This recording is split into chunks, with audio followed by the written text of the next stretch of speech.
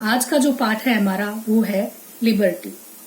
प्यारे बच्चों, आज हम लिबर्टी के बारे में पढ़ेंगे और लिबर्टी जो है उसके अलग अलग प्रकारों के बारे में हम करेंगे। तो सबसे पहले जो प्रश्न है आपका वो है स्वतंत्रता के रूपों की व्याख्या करें।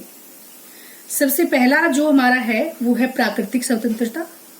प्राकृतिक स्वतंत्रता से अभिप्राय है कि मनुष्य को राज्य की उत्पत्ति से पहले प्राकृतिक अवस्था से पूरी स्वतंत्रता प्राप्त थी। सामाजिक समझौते के सिद्धांत के लेखकों के अनुसार मनुष्य को प्रकृति ने स्वतंत्र पैदा किया है। रूसो ने प्राकृतिक स्वतंत्रता पर काफी जोर दिया। उसके अनुसार मनुष्य स्वतंत्र उत्पन्न होता है, लेकिन प्रत्येक स्थान पर वह बंधन से बंधा हुआ है। तो प्यारे बच्चों, अगला जो है पॉइंट वो है नागरिक स्वतंत्रता। नागरिक स्वतंत्रता का अभिप्राय उस स्वतंत्रता से है जो संगठित समाज का सदस्य होने के नाते प्राप्त होती है। प्रोफेसर आशीर्वादम के अनुसार नागरिक स्वतंत्रता को सीधे शब्दों में समाज से प्राप्त स्वतंत्रता कह सकते हैं। नागरिक स्वतंत्रता राज्य के अंदर रहने वाले सभी व्यक्तियों को प्राप्त होती है। नागरिक स्वतंत्रता में व्यक्तिगत स्वतंत्रता, जीवन की स्वतंत्रता, संपत्ति रखने की स्वतंत्रता, भाषण देने की स्वतंत्रता और घूमने फिरने की जो स्वतंत्रता है वो इसमें शामिल है। तीसरा रूप है इसका राजनीतिक स्वतंत्रता। राजनीतिक स्वतंत्रता का अभिप्राय उस स्वतंत्रता से होता है जिसके द्वारा नागरिक देश के शासन में भाग ले सकता है। लास्की के अनुसार राजनीतिक स्वतंत्रता का अर्थ राज्य के कार्यों में क्रियाशील होना है, यानी भाग लेना है। राजनीतिक स्वतंत्रता निम्नलिखित अधिकारों को, जो अधिकार आगे हम करेंगे, उनसे संबंध रखती है। सबसे पहला जो इसमें है वो है नागरिकों को कानून बनाने वाली सभाओं के प्रतिनिधि चुनने का अधिकार प्राप्त होता है।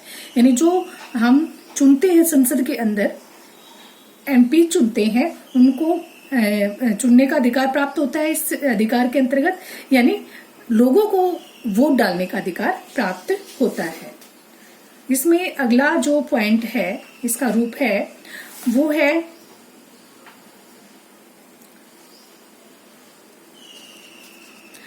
अगला जो इसमें है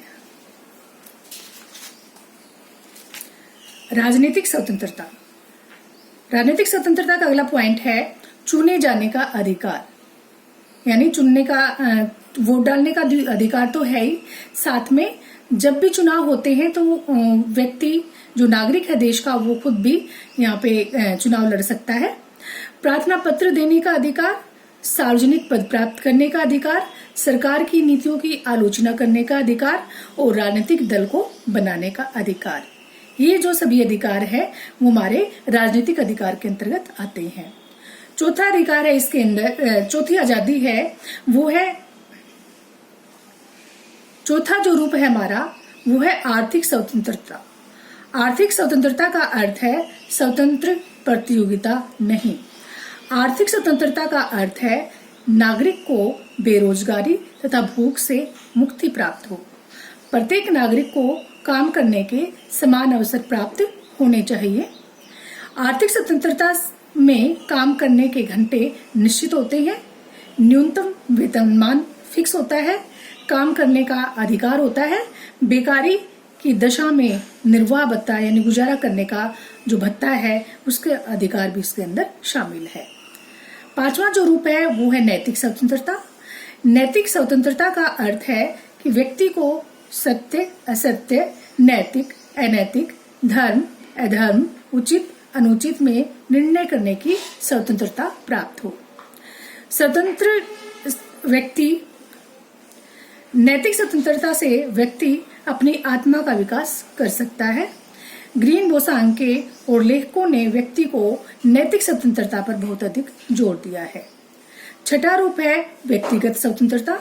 व्यक्तिगत स्वतंत्रता का अर्थ है कि व्यक्ति को उन कार्यों को करने की आजादी हो जो उस तक ही सीमित हो तथा उसके कार्यों में किसी दूसरे व्यक्ति को हानि न पहुंचे। प्रोफेसर लास्की ने व्यक्तिगत स्वतंत्रता को निजी स्वतंत्रता का नाम दिया है। निजी स्वतंत्रता का अर्थ है उन कार्यों को करने की स्वतंत्रता जिसके परिणाम केवल उसी व्यक्ति को प्रभावित करे। सातवां जो रूप है वो है राष्ट्रीय स्वतंत्रता। जिस प्रकार नागरिकों के विकास के लिए स्वतंत्रता आवश्यक है, उसी प्रकार राष्ट्र की उन्नति के लिए भी राष्ट्रीय स्वतंत्रता आवश्यक है। राष्ट्रीय स्वतंत्रता को अन्य सभी स्वतंत्रताओं का आधारभूत माना जाता है, क्योंकि सभी जो अधिकार हैं वो राष्ट्रीय स्वतंत्रता के ऊपर निर्भर करते हैं। राष्ट्रीय स्वतंत्रता का अर्थ है राज्य किसी देश के नियंत्रण में न हो, अर्थात राज्य बाहरी रूप से स्वतंत्र हो और प्रभुसत्ता राज्य के पास हो। आशा है आपको ये पसंद आया होगा। अगर पसंद आया हो तो आप इस चैनल को लाइक कर देना और सब्सक्राइब जरूर करना। Thank you.